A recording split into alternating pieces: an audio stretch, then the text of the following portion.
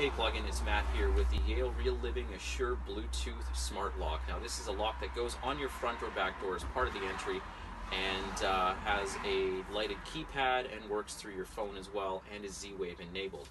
Now we're going to get this installed. I'm going to find a door that I can put this on and I'm going to show you the ins and outs. Let's get started. It's time to unbox the Yale Assure, once again keeping in mind that this is the Bluetooth version with the lighted buttonless keypad. A non-Bluetooth version exists that I will show you near the end of the video. Installation is basically the same, but the product looks different in the sense that the keypad has buttons rather than a smooth face. Yale has been a player in the lock market for over 150 years, though they're new to the smart home market in Canada. The Assure Lock is the first of a couple products they offer. In addition to this one, there's also a camera that installs into your peephole called the Yale Look. That one is just breaking into Canada because it took a while for the app to be approved and appear in various app stores.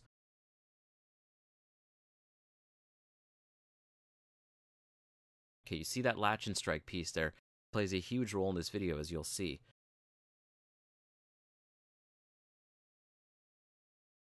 The first thing you need to do is remove your existing deadbolt completely. This fancy setup you see is the Okie Dokie smart lock that I've been using for the past couple of years. Okay, this is just me being goofy right now, but you have to find a way to pull the existing cylinder out once you've got the rest of the lock out. You can probably just force it out with a flathead screwdriver, not your hands like I'm demonstrating here. Here's where the demo at my house stops. My door isn't fitted for this properly because it doesn't have a mortise indentation and you need one to install this. That's mortise spelled M-O-R-T-I-S-E. I know some of you watching are old enough to remember former WCW wrestler Mortis spelled M-O-R-T-I-S. No, it's not named after him, and I'm just trying to amuse myself here because I need to find another door, since my Strata won't let me cut into this one. It's important to note here that you can create a mortise yourself if you want to. It's not very hard if you have the right tools, but you absolutely 100% need one to install this lock because it's the only cylinder in the box. After searching about 3 or 4 more locations and coming up empty-handed, and you probably understand why I didn't film that part. Hello, door at my mom's house where I'm installing in sub-zero temperatures. It's -5 with a wind chill that honestly feels like it's -20. It's cold enough that it meant that I kept my mouth shut outside with the promise that I'm going to do the voiceover when I'm warm and inside.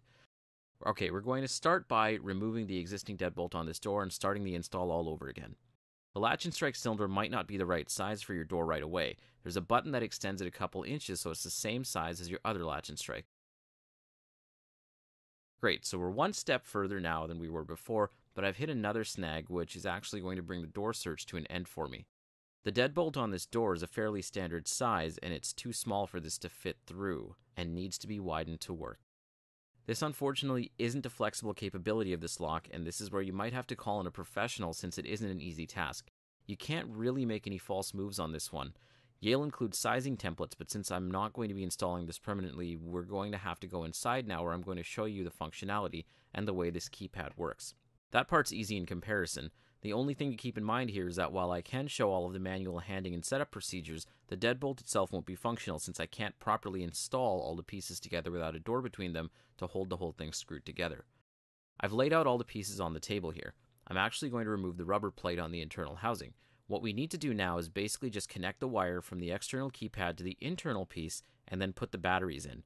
I'm going to skip that part just because it's fairly self-explanatory.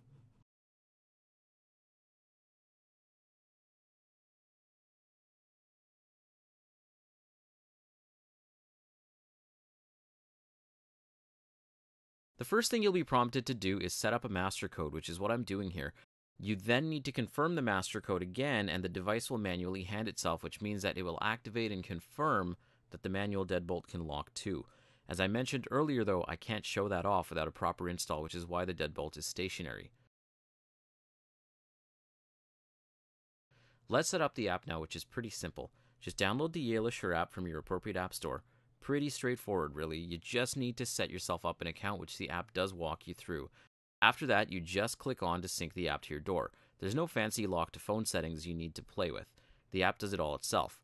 Once it's set up, you can start distributing keys and passcodes. Since there is no key lock, as you can see, you basically activate your lock going forward with a twist of the wrist with your phone in hand.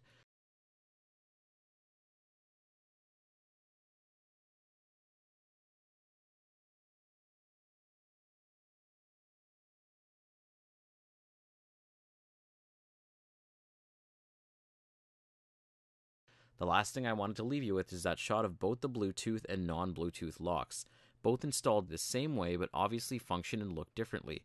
Both are Z or Z-Wave enabled to play nicely with other devices that are, but unfortunately it's not part of any other bigger partnership program yet like IFTTT or works with Nest. So it's a little bit more of a difficult install than I was expecting, but as you can see, once you get down to it and once you have everything set up, it is quite easy to get this going on your phone, and it is quite easy to use. This is the Yale Real Living Assure Lock, and this was the Bluetooth model we were looking at. However, it is also available in a non-Bluetooth model. You can find both of these now at Best Buy and online at bestbuy.ca. I'm Matt. Please subscribe to the channel for more reviews and more tech just like this.